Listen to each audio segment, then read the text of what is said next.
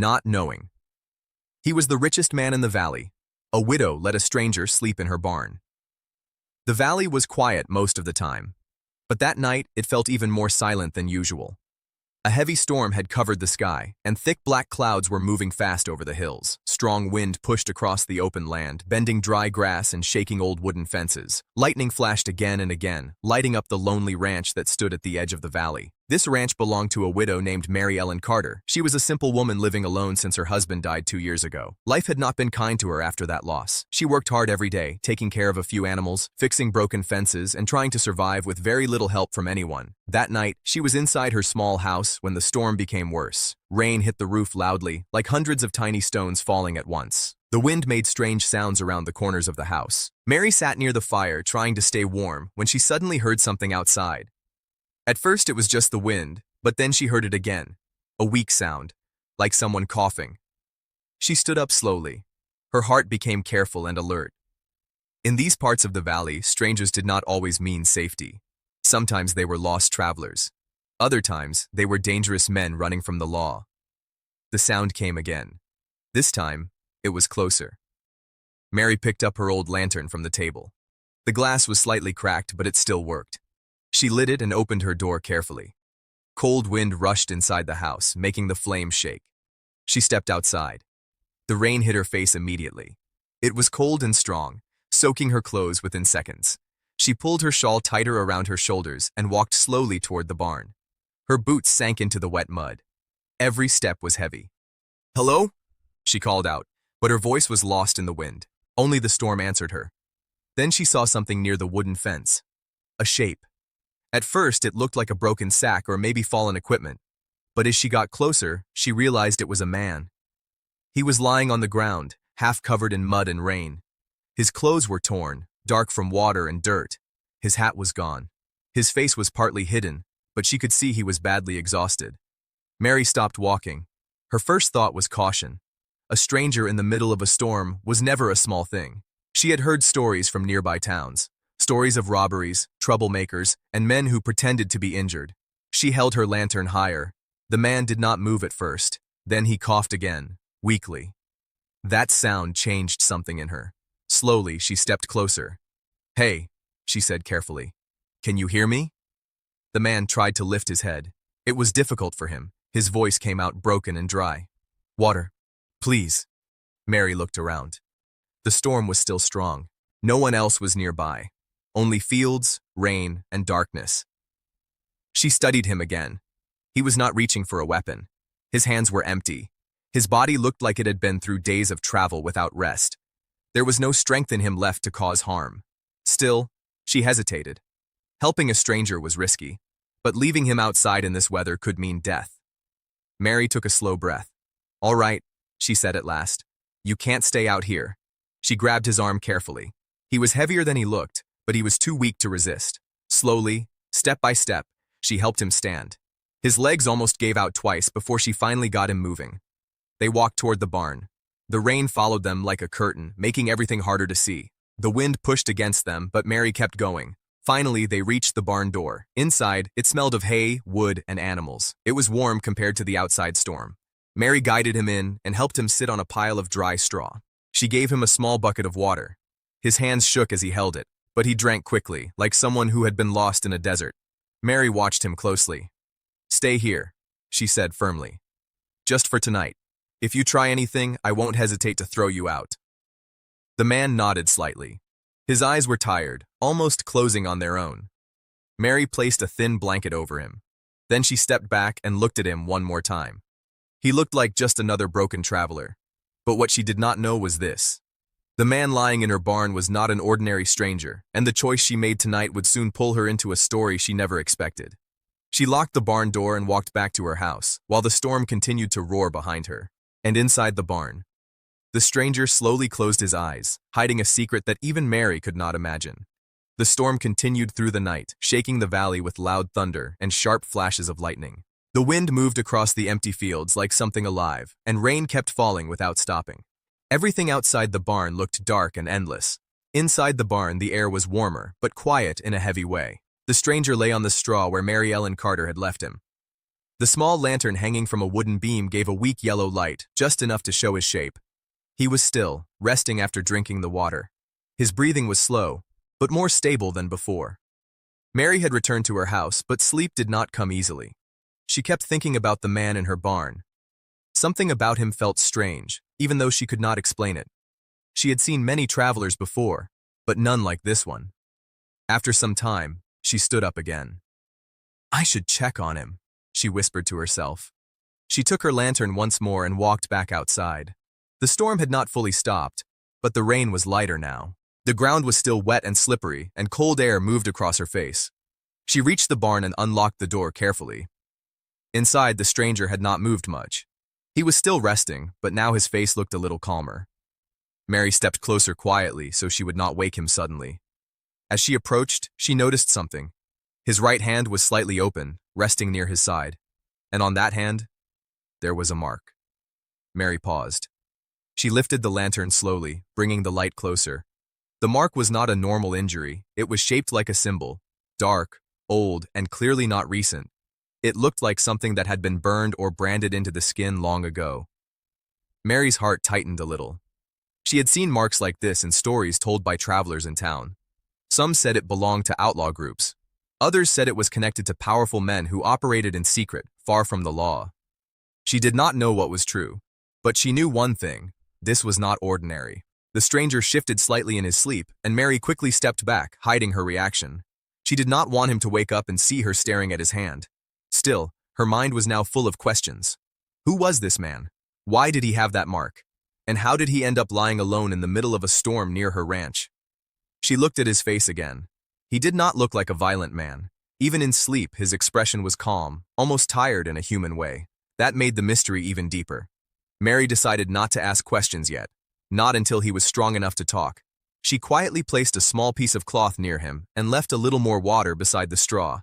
Then she stepped outside the barn again and locked the door. But now she was no longer just helping a stranger.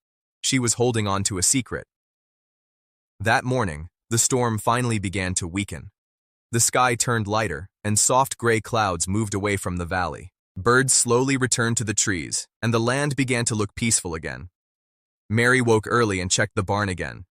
The stranger was still there, but now he had moved slightly. He was awake. When she entered, he looked up at her for the first time properly. His eyes were tired but alert. Mary stood near the door, keeping a careful distance. "You're awake," she said simply. The man nodded slowly. His voice was still weak.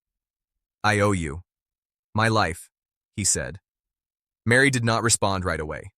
Instead, she looked at his hand again, but this time she made sure he did not notice. He followed her gaze for a moment, then quickly pulled his hand back, trying to hide it under the blanket. That small movement confirmed her suspicion. He knew about the mark. Mary crossed her arms. "You need to tell me who you are," she said firmly. "I don't take in strangers without knowing the truth." The man stayed silent for a moment. Outside, the wind moved gently through the valley like it was carrying secrets of its own. Then he spoke softly. "My name is not important right now," he said, "but I am not what you think." Mary narrowed her eyes slightly. That answer did not feel complete. And now, instead of just sheltering a lost traveler, she realized something deeper was beginning to unfold in her quiet valley. Something was coming, and this man was connected to it, and she had just opened the door to it herself. The morning after the storm was quiet, but the valley did not feel completely peaceful. The sky was still covered with light gray clouds, and the ground was wet from last night's rain. Small drops of water fell from the roof of the barn, making soft ticking sounds. Inside the barn, the stranger sat up slowly.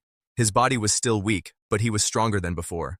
The water and rest had helped him recover a little. He looked around the barn carefully, as if trying to understand where he was and how he had survived the night. Mary Ellen Carter stood near the door, watching him with calm but careful eyes. She did not fully trust him yet. The mark on his hand was still in her mind. She wanted answers, but she also knew he was not strong enough for a long story. "You can sit," she said simply, "but don't try anything strange." The man nodded slightly. "I have no strength for trouble," he replied quietly. There was a short silence between them. Outside, a horse neighed far away, and wind moved gently through the fields. Mary finally spoke. "You said your name is not important," she said. "But everything is important when a man ends up half dead outside my ranch." The stranger lowered his eyes for a moment. Then he looked back at her. "My name is Ethan Cole," he said. Mary did not react, but she remembered the name. Ethan continued slowly. "I was not just traveling," he said. "I was running." Mary's eyes narrowed slightly. "Running from what?" she asked. Ethan hesitated. His hand moved slightly, as if he was thinking whether to show something or not. Finally, he spoke. "From men who do not forgive," he said, "and do not forget." Mary stayed quiet, waiting for more. Ethan looked at the barn wall, as if the past was written there. "I used to work for powerful people," he said. "Not as a farmer, not as a normal man. I handled money, deals, things most people in this valley never see." Mary listened carefully. She had heard of such people before, men who controlled trade, land, and power from faraway towns. "But something went wrong," Ethan continued. "I saw something I was not supposed to see, something that could destroy them if it came out." He paused. "And now they want me gone." The barn felt even quieter after his words. Mary folded her arms. "That mark on your hand," she said. "What is it?" Ethan looked at his hand for a moment. His face became serious. "It is a sign," he said, "from the people I worked for. It means I belonged to them once. But if someone leaves, it also means they are marked for death." Mary felt a slight chill, even though the barn was not cold. "So you are saying they will come for you?" she asked. Ethan nodded. "They are already looking," he said. "I tried to escape through the hills. I rode for days without stopping. My horse fell. I walked until I couldn't walk anymore." He looked at Mary. "I did not mean to bring danger to your land." Mary did not answer right away. She walked a few steps inside the barn, thinking carefully. She had always lived a quiet life. Trouble was something she avoided. But now, trouble had already arrived at her door. Outside, the wind became a little stronger. Suddenly, Ethan looked toward the barn entrance. He frowned. Mary noticed it immediately. "What is it?" she asked. Ethan stayed silent for a moment. Then he said in a low voice, "We are not alone anymore." Mary turned her head quickly and moved toward the barn door. She looked outside. At first, she saw nothing. Then she noticed it. Far in the distance, near the edge of the valley road, there were 3 riders. They were not moving fast, but they were not just passing through either. They were searching. Mary stepped back slowly. Her heart tightened. Ethan had already closed his eyes for a moment, as if accepting what was coming. "They found me faster than I thought," he said. Mary looked at him sharply. "Who are they?" she asked. Ethan's voice dropped even lower. "The ones I ran from." The riders were getting closer now. Dust was rising behind them as they moved slowly toward the ranch. Mary stood still for a moment, thinking. She could close the barn and pretend she was not involved. She could send Ethan away, but something told her it was already too late for that. Ethan looked at her.